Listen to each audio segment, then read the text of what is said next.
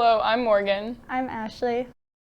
So lots going on this week. Yes. Lots in general. We have a baseball game going on right now. We are currently losing 4-0. Yep, against Missouri. So very sad to hear that. Hopefully we can come back up from that. Hopefully. Do you have any plans this week for like April Fools or anything? I am actually going home this weekend to Chicago for Easter. Oh, that'll be fun. Hopefully we'll come up with something for April Fools. How about you? I have no plans for April Fools, but I am going home for Easter, so I'm excited. Yeah. What else have you been doing this week? I know midterms was like last week or like the week before. I still have one more midterm this week, but then I'm finally done with that, and it's finally starting to get nicer out, so that will be fun. Yeah, hopefully things kind of slow down before finals. I know I still have, I think, one more midterm, and then I should be good, but a lot of projects. Yeah, a lot. Definitely. That's all we have for today, but tune in for later for more news updates, and we also have a guest coming on later, so definitely keep watching for that. Thank you.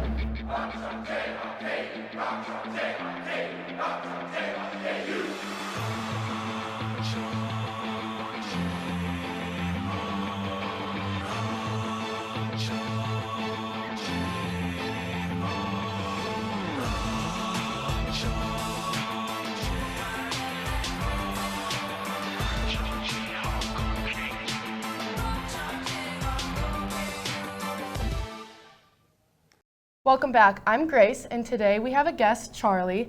She's a sophomore at KU. So you're from Atlanta. How'd you decide to go to KU?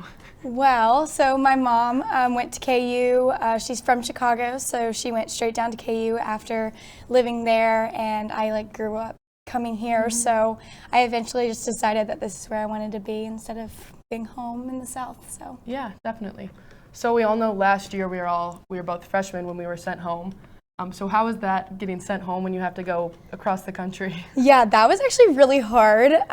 So I found out that we had to head back during spring break when everyone was gone, and so I was only home, I was home for months with just a duffel bag that I brought to spring break. And so at the very end of the semester is when I had to go back and get my stuff, and that was about a 16-hour drive there and back. So that was a lot to deal with, especially being that far away because I'm from Georgia, so that was really hard. Definitely. So I know you are a community health major, which is pre-OT, occupational therapy. Is there anything that's hands-on that was really difficult to do in our time in online classes, or are you kind of before that? Last semester when we went home, I actually wasn't an OT major at that time. I was still kind of experimenting with what I wanted to do. Definitely the transition to online classes I think was really hard, but now I'm kind of getting the gist of things, and now that I'm starting my new major, I feel pretty comfortable with where I'm at, and then hopefully next year things will clear up and I'll be able to go to in-person and really understand the classes a lot better. Yeah, that's awesome. Well, thank you so much. I wish you the best of luck in your future. Thank you. And we'll be back next with an opinion piece. For students searching for a way to stay active in an outdoorsy way, the City of Lawrence has bike trails running in every direction, and with the new bike share program, we can stay in shape as we tour the sights of our beautiful city.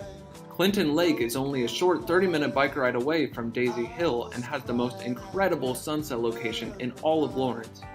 Walking campus may give you the KU calves, but biking can give you the KU thighs. Bike Lawrence today.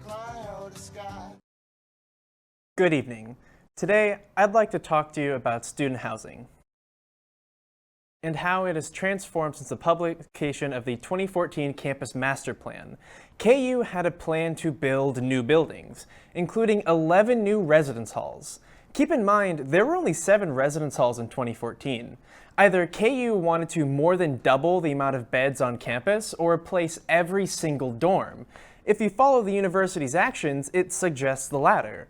First, there was McCollum, a building that spontaneously had multiple waterline ruptures and caused a mold problem, which was then used as a reason to demolish the building and replace it with 2 new expensive dorms. Then there was Oliver. However, the expensive replacement was built first.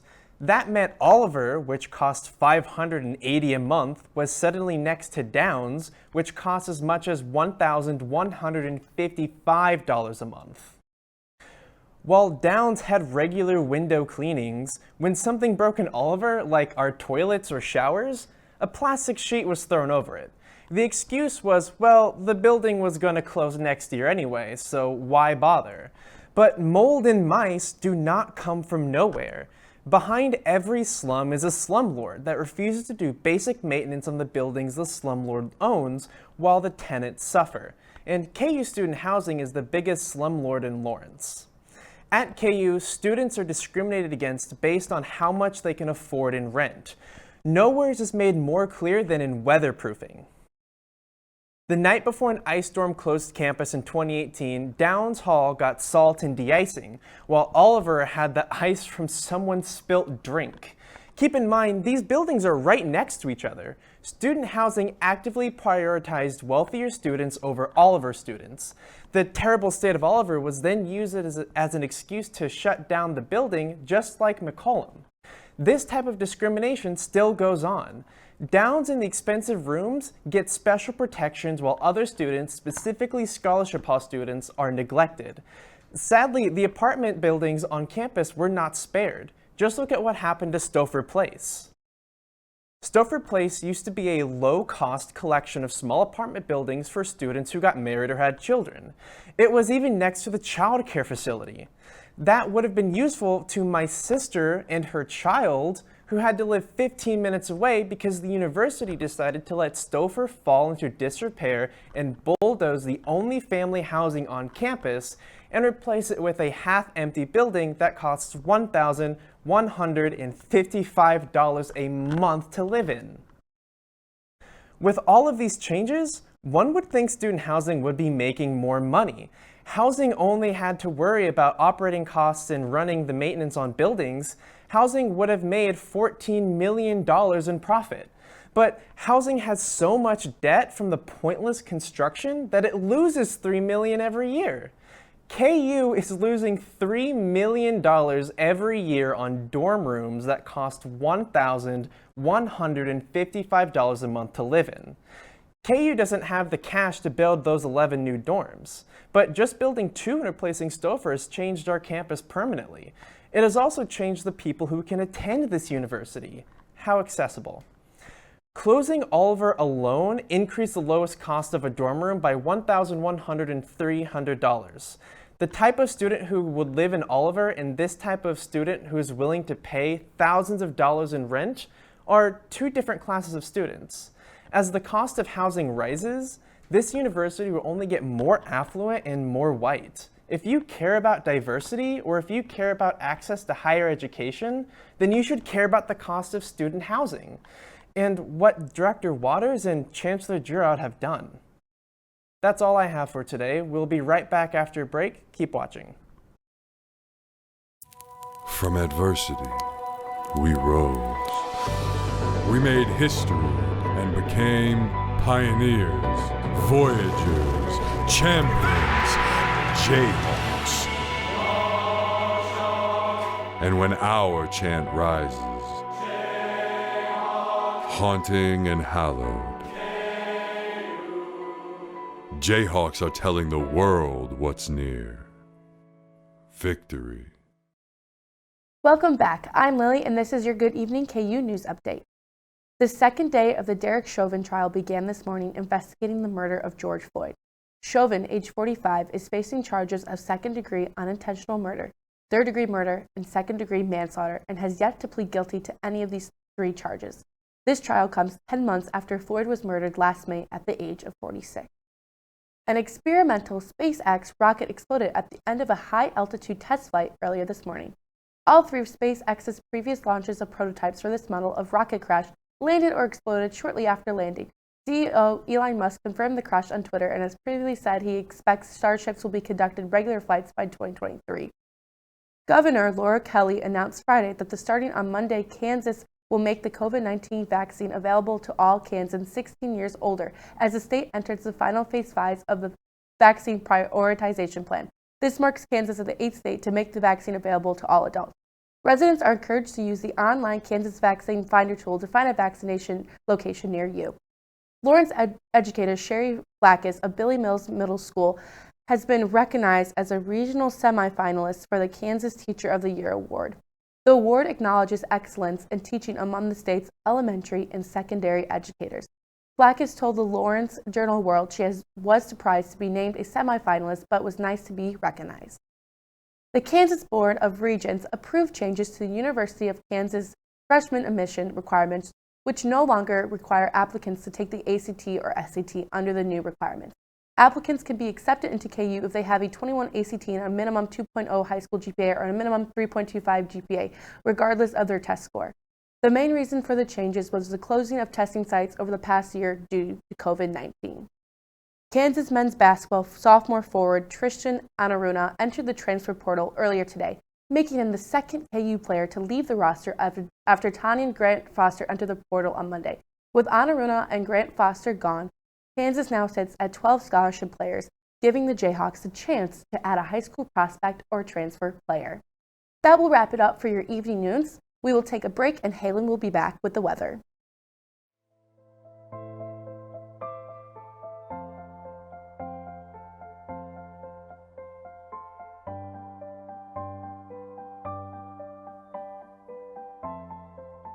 Why doesn't my skin look like theirs? Why is my nose so big? I'm never gonna look like those girls.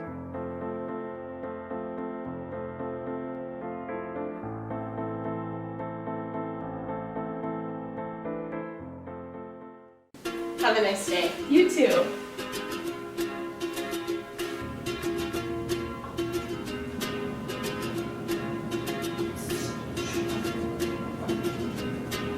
Have a great day. Thanks. You too.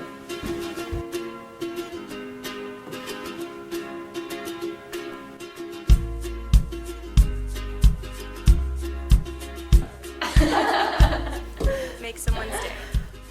Pay it forward. Good evening, Jayhawks. My name is Halen Woolhay here with your Tuesday evening weather forecast. Current conditions here in the metro are sticking relatively towards the upper 50s, with some areas towards Ottawa and Kansas City resting more at the mid 50s. But for us here in Lawrence, we're sticking more towards 57, which is not too bad. And cloud cover for right now is still kind of sticking around, but we just had this cold front move into our area earlier this afternoon and should be starting to clear out once we get into tomorrow. But right now, clouds are still kind of sticking around for the most part, and will probably stick around for the rest of this evening as well. But right now in Lawrence, 57 degrees with breezy winds from the north at 20 to 30 miles per hour with wind gusts up to 35. So still kind of breezy, but not as breezy as yesterday as those winds were howling. But for this evening, the winds will be dying down from 16 miles per hour at 5 o'clock to about 6 miles per hour at 11. And those clouds starting to move out from our area as well. But for temperature-wise, we will be bottoming out to about 35 degrees with partly cloudy skies. Now, if you have any kind of plants, now we're not too close to the freezing level, but frost is still kind of a thing to look out for. So you might want to put a blanket over those plants if you just planted them. But for tomorrow, though, things are going to get a little bit warmer, but we're still sticking pretty mild at 51 degrees with winds from the northwest at 10 to 15 miles per hour. Now, I got some great news for us. The rain is gone, and check out all this beautiful sunshine that's staying with us for the rest of this weekend, even into the weekend.